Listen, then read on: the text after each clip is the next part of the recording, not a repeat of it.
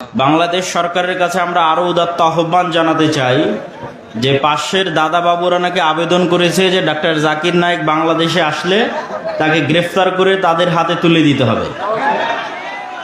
তো আমরা আবেদন জানাবো যে ডাক্তার জাকির নায়েককে রাষ্ট্রীয় মেহমান হিসেবে বাংলাদেশে নিয়ে আসতে হবে।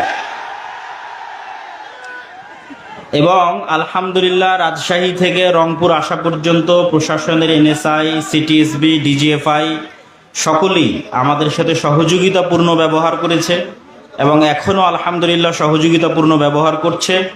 আমরা সকলের শুকরিয়া আদায় করি। আর তাদের সহযোগিতাপূর্ণ ব্যবহার আরও বেড়েছে, তার কারণ হচ্ছে আমাদের পার্শ্ববর্তী দেশে আল্লামা ইবতিসাম ইলাহি জহিরের আশায় বিভিন্ন উদ্ভট মিথ্যা নিউজ তারা প্রপাগান্ডা প্রচার করতেছে। আমরা আহলে হাদিসরা আমি মনে করি যে বাংলাদেশের সবচেয়ে নিরীহ দাওয়াতি কাজ করে হচ্ছে আহলে হাদিস এবং সালাফিরা। মানুষ অভিযোগ করে যে আহলে হাদিসরা নাকি রাজনীতি করে না। কেন রাজনীতি করে না সেটা নিয়ে অভিযোগ করে, অথচ সামান্য একজন আহলে হাদিস আলেম বাংলাদেশে এসে বক্তব্য দিচ্ছে, সেটা নিয়েই কি রকমের তোলপাড় চলতেছে তা ভাষায় প্রকাশ করার নয়।